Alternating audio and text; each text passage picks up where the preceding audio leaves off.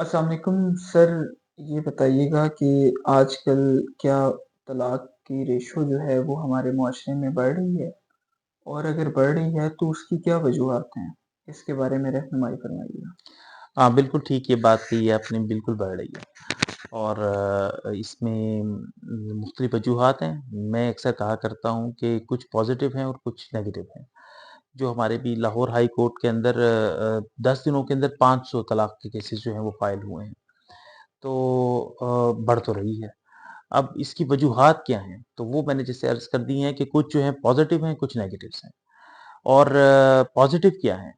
यानी कहीं पे तलाक ज़रूरी भी हो जाती है और जो हमारी शरअ है, हमारी फ़िक़्ह है, हमारी जो दीन है, उसके अंदर कुछ ऐसे लम्हात भी आते हैं जहाँ पे तलाक लेना ज़रूरी होता है और कुछ ऐसे लम्हात भी आते हैं जहाँ पे तलाक लेना मुस्तहब होता है और कुछ ऐसे भी लम्हात आते हैं जहाँ पे साथ रहना ममनू और हराम हो जाता है।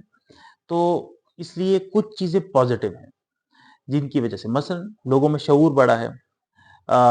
और उस शऊर की वजह से स्पेशली ख़वातीन के अंदर वो ज़ुल्म और ज़्यादती को ज़्यादा देर नहीं सहती। फ़िज़िकल टॉर्चर की तरफ जा रहा है, डोमेस्टिक वायलेंस की तरफ जा रहा है। तो पहले ही हमने ऐसे केसेस देखते थे, पूरी-पूरी ज़िंदगियाँ गुज़ार दी ख़वातीन ने। लेकिन अब ट्रेंड चेंज हो रहा है। तो जो लड़कियाँ आ रही हैं, वो डोमेस्टिक वायलेंस को वो एक हद तक बर्दाश्त करती हैं या नहीं करती। अब इस पे एक अलग डिबेट है कि करना चाहिए, नहीं करना चाहिए, कितना करना चाहिए या बिल्कुल नहीं करना चाहिए। अब्यूसिव लैंग्वेज बर्दाश्त करनी चाहिए, नहीं करनी चाहिए। इज़्ज़त दे रहा है अगला, एहतराम नहीं दे रहा तो करना चाहिए, बर्दाश्त नहीं करना चाहिए, कितना करना चाहिए। ये सारी चीज़ें डिटेल्ड डिबेट की और डिटेल्ड डिस्कशन की मुतकाज़ी हैं।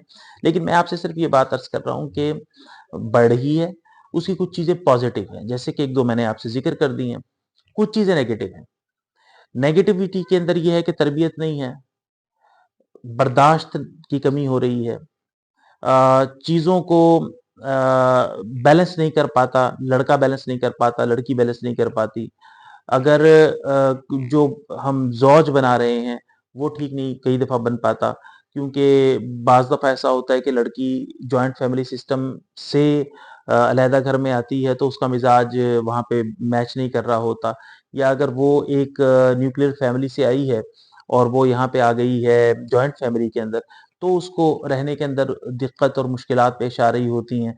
दूसरी तरफ भी अगर जो फैमिली है वो सोचने समझने वाली नहीं है, तो वो स्पेस देने को तैयार नहीं होती।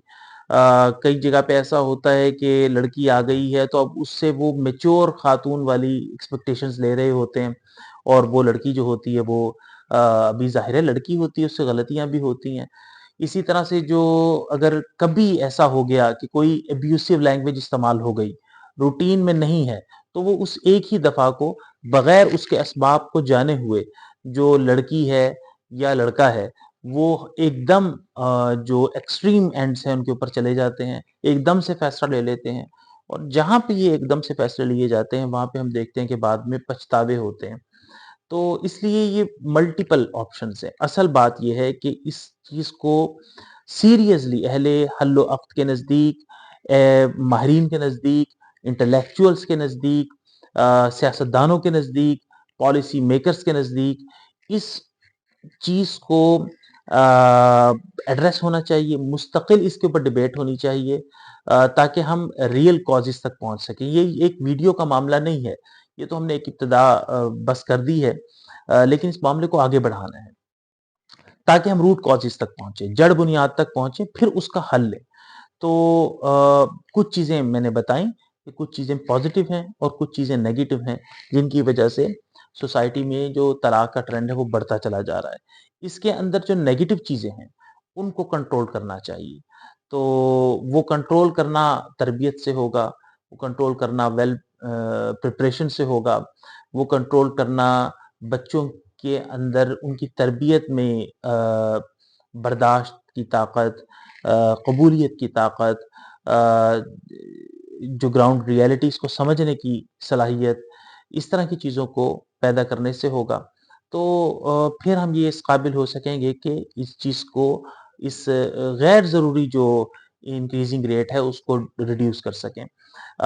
میں اس کی ایک مثال دے کے ہم بات ختم کر لیتے ہیں۔ ابھی ملائیشیا کے اندر بھی یہ ہوا تھا، تو ہمارے ایک دوست ہیں نصر اللہ گورایا صاحب، انہوں نے اس چیز کا ذکر کیا کہ وہ جب ملائیشیا کے دورے پہ گئے، وہاں پہ ان کو بتایا گیا کہ ریٹ جو طلاقوں کا تھا وہ بہت اوپر چلا گیا تھا، اور ملائیشیا نے اس کو 2-3 سال میں کنٹرول کیا، تو امیزنگلی نا، تو وہیں پر یہ کام سارے ہوتے ہیں جہاں پہ زندہ قومیں ہوتی ہیں، وہ ایڈریس کرتے ہیں معاملات کو اور ان کو نیچے لے کے آتے ہیں۔ انہوں نے حل کیا لیا، وہ بڑا انٹرسٹنگ ہے۔ وہ حل الحمدللہ لائف لائن مینٹورنگ کے اندر ہم نے شروع کیا، ہم پائنیئرز ہیں اس حوالے سے پاکستان میں، الحمدللہ ایک ڈیڈیکیٹڈ ایفرٹ کے ساتھ، کہ انہوں نے جب یہ دیکھا کہ کیوں بڑھ رہی ہیں، انہوں نے روٹ کازز تلاش کیے۔ اس کے بعد انہوں نے ایک پالیسی اناؤنس کی، وہ یہ تھی کہ گورنمنٹ سبسیڈائز ریٹس کے اوپر جو نیو بیڈ کپلز ہیں ان کو ہنی مون پہ بھیجتی تھی، یعنی ٹور ایجنسیز ہیں ان سے رابطہ کیا۔ اب اگر 50,000 روپے کا ٹور ہو رہا ہے تو لائک 50% گورنمنٹ نے دے دیے اور 50% کپل نے دے دیے، تو سبسیڈائز ریٹس کے اوپر جب وہ ان ہلی ایریاز میں یا وہ ان پکنک سپاٹس کے اوپر جاتے تھے، تو اب وہاں پہ ہنی مون تو وہ کرتے تھے، لیکن وہاں پہ گورنمنٹ نے کاؤنسلرز اور ٹرینرز کو ہائر کر لیا، اور وہ لوگ وہاں پہ ہوتے تھے۔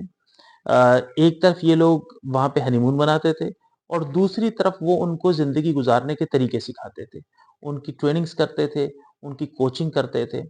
نتیجہ یہ ہوا کہ 2-3 سال کے اندر ملائیشیا کے اندر جو طلاق کی شرح تھی، طلاق کا ریٹ تھا، وہ نیچے آ گیا۔ سو ہمیں بھی یہ کام کرنے پڑیں گے۔ الحمدللہ ہم یہ لائف لائن مینٹورنگ میں اپنی سی شمع جلانے کی، دیا جلانے کی کوشش میں لگے ہوئے ہیں، اس کو پھیلانے کی کوشش میں لگے ہوئے ہیں، مگر یہ کام اتنا بڑا ہے، یہ ملک اتنا بڑا ہے، 22 کروڑ کا ملک ہے، کہ اگر ہمیں سوسائٹی کو متوازن انداز میں اٹھانا ہے تو یہاں پر بے پناہ خلا موجود ہے، بے پناہ ویکیوم موجود ہے، بے پناہ اپرچونٹیز موجود ہیں۔ کام کرنے کے لیے یہاں پہ ہزاروں لوگوں کی ضرورت ہے، ہزاروں ٹرینرز، ہزاروں کوچز، اور گورنمنٹ کی سطح کے اوپر یہ کام ہو تو ہم انشاءاللہ، کوئی اس میں بڑی بات ہی نہیں ہے کہ ہم چند سالوں کے اندر اس چیز کو پلٹا دیں گے۔